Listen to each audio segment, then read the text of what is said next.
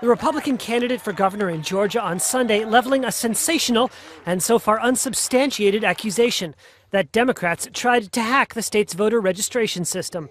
The charge coming 2 days before the hotly contested race between Republican Brian Kemp and Democrat Stacey Abrams. Kemp's office said it had opened a probe into the alleged cyber intrusion and had notified the FBI and the Department of Homeland Security. Reuters correspondent Joseph Axe.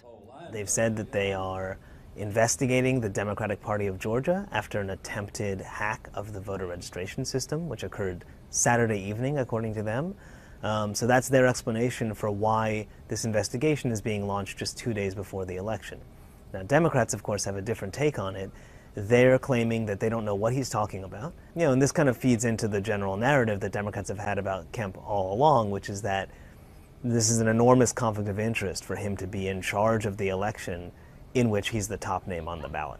Kemp is the Secretary of State for Georgia, which means he's the top election official in charge of overseeing election law.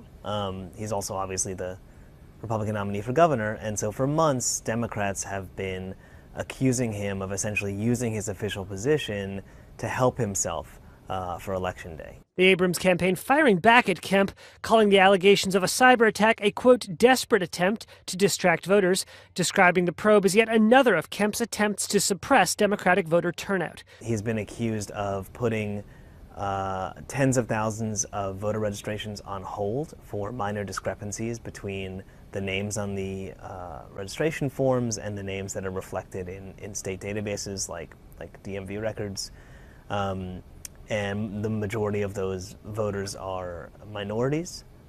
He's also been the subject of several lawsuits that have accused him of trying to restrict absentee ballots, of trying to deprive recently naturalized U.S. citizens of voting. And so these are all allegations that Democrats have made, essentially saying he's using the powers of his office to suppress the vote in a way that'll help him against his Democratic opponent. We are Georgia! The gubernatorial contest has become one of the most closely watched battlegrounds ahead of Tuesday's elections for U.S. Congress and state houses across the nation. Real Clear Politics' average of polls suggests the race is a toss-up, with the Republican just 1.1 percentage points ahead of the Democrat.